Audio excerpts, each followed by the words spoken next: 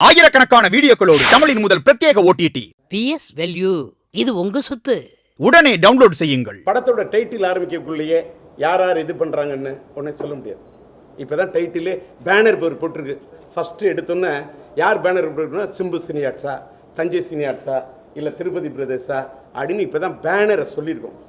Banner சொல்லிட்டு அடுத்தது படத்துக்கு டைட்டில் வரும். டைட்டில் வந்த பிறகு தான் யார் யார் அதில் நடிக்கிறாங்க, யார் யார் டெக்னீஷியன் வரும். அது மாதிரி விரைவில் சொல்கிறோம். அல்ல ஒரு நிமிஷம் பொலிட்டிக்கலாக பேச நினைச்சிடாதீங்க.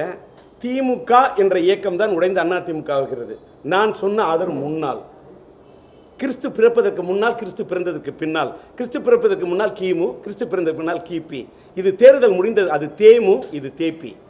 தேர்தல் முடிந்ததற்கு பின்னால். புரியுதா? நானும் ஒரு பத்திரிகைக்காரன் தான், மீடியாக்காரன், புரிகிற மாதிரி பேச சொல்கிறேன்.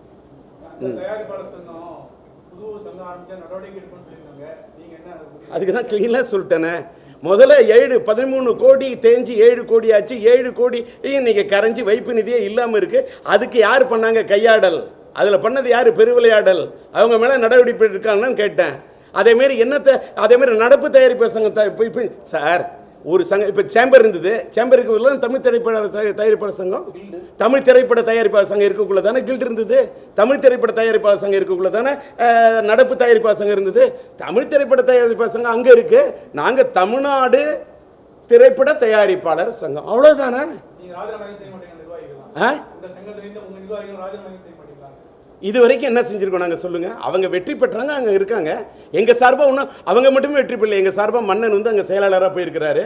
எங்கள் சார்பாக வந்து AM ரத்னம், அன்பாலயா பிரபாகரன், மனோஜ்குமார், திரு மனோபாலா, மிஸ்டர் வந்து சக்தி சிதம்பரம், சரவணன், இத்தனை பேர் அங்கே ECK செயற்குழு உறுப்பினர்களை வெற்றி பெற்று அங்கே போயிருக்காங்களே, அங்கே இருக்காங்களே. அவங்க கேள்விக்கு இன்னொன்று, இப்போ நாங்கள் தனி அதிகாரிகிட்ட எங்களுடைய 4 லிஸ்ட்டு கேட்டோம். அதே லிஸ்ட்டை வாங்கி கொடுங்கன்னு சொல்லிட்டு எங்களுடைய EC மெம்பரும் கேள்வி கேட்குறாங்களே. ஏன் மடியில், அதாவது மடியில் கணம் இல்லைன்னா வடியில் ஏன் பயம்? ஏன் இந்த லிஸ்ட்டு கொடுக்க மாட்டேங்கிறீங்க? இன்னொன்று, அந்த லிஸ்ட்டை போய் நாங்கள் வந்து CCTV ஃபுட்டேஜ் இப்போ சிங்காரவேடன் போன்றவர்கள் வழக்கு மன்றத்துக்கு போய் வாங்குறேன்றாங்க. அது வாங்கலாம். இன்னைக்கு வந்து வழக்கு மன்றத்துக்கு போய் இந்த CCTV ஃபுட்டேஜை வாங்குறது என்பது ஒரு பக்கம். ஆனால் நாங்கள் ஏன் சொன்னால், நான் இதை பதிவு பண்ணக்கூடாது, நான் பதிவு பண்ணுறோம். மறைந்து விட்ட இன்றைக்கு இந்த அம்மாவுடைய நினைவு நாள், நினைவு அஞ்சலி செலுத்த வேண்டிய ஒரு நாள். இந்த தமிழ்நாட்டின் முன்னாள் முதல்வராக இருந்து இன்றைக்கு அதிமுக அரசு நடக்கிறது. அம்மா அரசு என்று சொல்லக்கூடிய அந்த அம்மா பெற்று தந்த வாக்குகளை வைத்துக்கொண்டு நடக்கக்கூடிய இந்த ஆட்சியிலே, இந்த அரசில் வேற அரசியல் பேசல. அந்த அம்மா இறந்து 4 வருஷம் நினைவஞ்சலி நான் செலுத்திக்கிட்டு இருக்கோம். அந்த அம்மாவோட வீட்டில் அந்த அம்மா எப்படி இது பண்ணாங்க, என்ன இது பண்ண, இன்னைய வரைக்கும் CCTV ஃபுட்டேஜ் கிடைக்கல. ஒரு முதலமைச்சராக இருந்தவங்களுக்கு எப்படி அவங்களுக்கு சிகிச்சை பண்ண கமிஷன், அந்த ஒரு கமிஷன் போட்டாங்க, ஒரு விசாரணை கமிஷன். என்னாச்சு இந்த கமிஷன்? என்ன ஆச்சு? அதோட நிலைமை என்ன? இன்னும் 4 மாசத்துல இந்த ஆட்சியே முடிய போகுது. அந்த அம்மா வாக்குகளை பெற்று அவர் அமைத்து தந்த அம்மா அரசு, இந்த அரசியலே CCTV ஃபுட்டேஜ் கிடைக்கல. ஆக நீங்க ஒன்று தெரிஞ்சுங்க, நீதிக்கு இந்த உலகத்தில் போராடணும், நீதிக்கு போராடணும். அவங்களுக்கே இந்த நிலைமை, நாங்களும் நீதிக்கு போராடுறோம். எங்க நாங்கள் தேர்தல் எங்களோட கையெழுத்து வாங்காம ஓட்டை என்றாங்க, யாரும் கேட்க மாட்டீங்களா? என்ன ஜனநாயகத்தில் நாங்கள் ஜெயிச்சு, என்ன ஜனநாயகத்தில் ஜெயிச்சிங்க? வீட்டில் கொண்டு போய் நான் வேற என்னென்ன கொடுத்தீங்கிற இடத்துக்கே நான் வரல. நான் வந்து அந்த கொள்கையிலேருந்து மாறுபட்டவன். எல்லாத்த விட நாங்கள் கேட்க ஃபுட்டேஜ் என் கூட கையெழுத்தை காட்டுங்க. 1300 ஓட்டர்ஸ் லிஸ்ட் கொடுத்துட்டு 300க்கு மேற்பட்ட வாக்காளர்களுடைய முகவரியே இல்லையே, விலாசமே இல்லையே, கைபேசி எண்ணே இல்லையே, தொலைபேசி எண்ணே இல்லையே. எங்களுக்கு மட்டும் அந்த கட்டுப்பாடை, எங்களை மட்டும் மறைச்சிட்டு எங்க கண்ணில் முலாப்படி தூக்கிட்டீங்களே, கண்கிட்ட வித்த பண்ணிட்டீங்களே. ஆனால் அந்த 300 சொச்ச விலாசத்தை வைத்துக்கொண்டு அந்த தொலைபேசியை வைத்து நீங்க மட்டும் தொடர்பில் வச்சிருக்கீங்களே. எங்களுக்கு மட்டும் அவர்கள் தொடர்பு எல்லைக்கு அப்பால், ஆனால் உங்களுக்கு மட்டும் அவர்கள் கறந்து தருவார்கள் பசும்பால், அவர்கள் கொடுப்பார்கள் புட்டிப்பால். என்ன சார் இது? ஆனா ஒண்ணு, அதுல இன்னொன்னு, அங்க என்ன பெரிய ரொம்ப அநியாயம் என்னன்னா, இந்த 300 சொச்ச பேர் பணம் கட்டாதவங்களுக்கு சில பேர் சந்தா கட்டுவாங்களாம், இவங்களே அடையாள அட்டை வாங்கி வச்சுப்பாங்களாம், இவங்களே ஓட்டு போட்டுப்பாங்களாம், இவங்களே எல்லாம் பண்ணுவாங்களாம். அவர்களுக்கு வந்து ஆயுள் காப்பீட்டு அந்த இன்சூரன்ஸ் தொகையை இல்லாதவர்களை எல்லாம் இருப்பதாக கிரியேட் பண்ணி பணத்தெல்லாம் வாங்கிட்டு இருக்காங்க. எல்லா மோசடியும் வெளிச்சம் போட்டு காட்டுவோம், எல்லாத்தையும் நாங்கள் தோண்டி வெளியில் காட்டுவோம். இது எங்க கடமை. நாங்க அங்க மெம்பரு, நாங்க இங்க இங்க இந்த சங்கம் இருக்குன்னா கில்டு இருக்கு.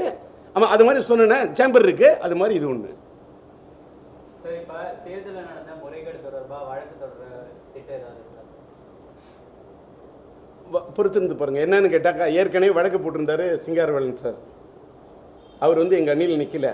இப்ப வேற ஒரு முக்கியமான ஒரு மேட்டருக்கு முதல் கோணல்லாம் முற்றும் கோணல். தமிழ் திரைப்பட தயாரிப்பாளர் சங்கத்தில் 5 வருஷத்துக்குள்ள படம் எடுத்திருந்தா அவங்க தேர்தலில் நிற்கணுங்கிறது சட்டத்திட்ட விதி. ஆங்கிலத்தில் பைலா, அக்கார்டிங் டு த பைலா. அது வந்து பைலா அப்படி தான் இருக்கு. அதுக்கு இன்டர்பிரேஷன் எப்படி கொடுப்பீங்க? தேர்தல் அறிவிப்பு, that's called the notification of the election. After the notification of the election ஒரே ஒரு தியேட்டர்ல ஒரே ஒரு காட்சி, அதுவும் ஓடுனதா ஓடலையா தெரியாம 3 பேர் நின்றுருக்காங்க. 3 ஒரு காட்சி உத்தம புத்தர்கள் நின்றுருக்கிறார்கள். ஒருத்தர் வந்து செயலாளருக்கு நின்று இருக்கிறார், ஒருத்தர் வந்து துணைத் தலைவருக்கு இதான் நின்று இருக்கிறாரு, ஒருத்தர் பொருளாளருக்கு நின்று இருக்காரு. இவங்க 3 பேரும் ஒரே, அப்படி என்னையா ஒரே ஒரு காட்சி மட்டும், ஒரே ஒரு ஷோ ஓடுனதா தெரியல. பாம்பை கூட பொட்டியில இருந்து படம் எடுத்தாதான் பாம்பு. பொட்டிக்குள்ளே இருந்தா அது பாம்பு இல்ல, வெறும் பொட்டியை கூட காட்டலாம். நீங்க கியூபுக்கு பணம் கட்டினா போருமா? கியூப் அங்க ஆனாய் படம் மக்கள் பார்க்கணுமே. தியேட்டர்ல படம் பார்க்க ஆடியன்ஸ் வந்தாங்களா? அங்க அதை காட்டுங்க, டிசிஆர் காட்டுங்க. இவ்வளவு நிறைய விஷயம் இருக்கு. அதுக்கு சில பேர் வழக்கு மன்றத்துக்கு போவாங்க. ஒன்னு தான் ஓப்பன் ஆகும். ஒரு சினிமா படம் சொன்னா reel by reel, 1 by 1, first reel, second reel, third reel, fourth reel, fifth reel, sixth reel, seventh reel, the interval, after the 8th reel, 9th reel, 10th reel, 11th reel, 12th reel, 13th reel, 14th reel, with the climax, the end, like that. எங்கள்கிட்ட நிறைய screen play இருக்கு.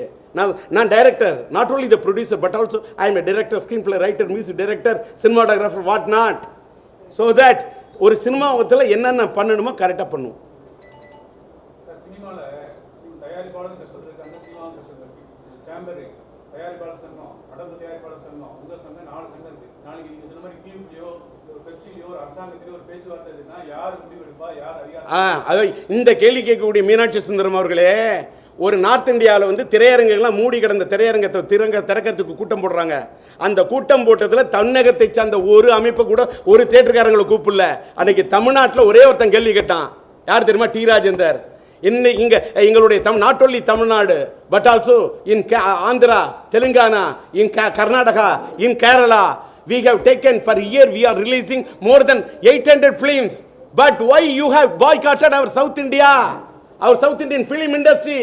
Like that T Rajendar தான் கேள்வி கேட்டு அப்ப யாரை கூப்பிடணும் home மினிஸ்ட்ரியில இருந்து கேட்கறாங்க, என்எஃப்டிசில இருந்து கேட்டாங்க, நீங்க சேம்பரை கூப்பிடுங்க. அந்த சேம்பரை கூப்பிடாததுக்கே வாய் திறக்க முடியாதவர்கள் ஏன் எங்களை சவுத் இந்தியாவில் இருந்து கூப்பிடவில்லை என்று கேட்டவன் டி ராஜேந்தர். விபிஎஃப் சார்ஜ் கட்டணும். இந்தியா லெவலில் எந்த சேம்பர்ல குரல் கொடுத்தீங்க?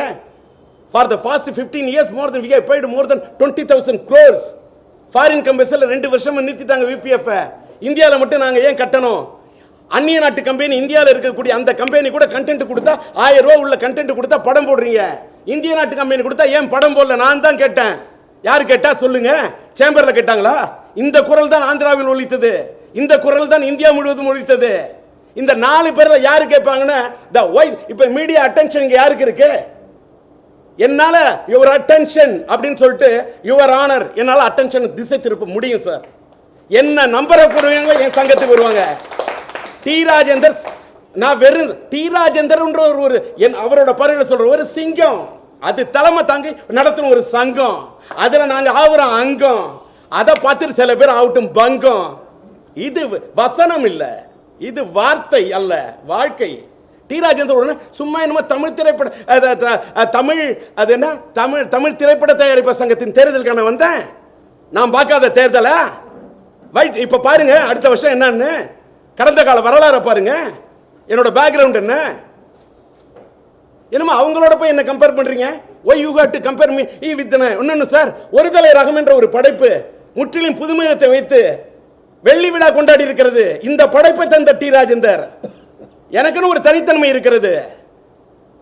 மேய்க்க பிடிச்சவங்க தலையில நின்றுட்டு ஜெயிச்சவங்க தலைவர் என்று சொன்னால் அப்படி ஒரு தலைவர் பதவி இல்ல டி ராஜேந்தர் இல்ல சார்.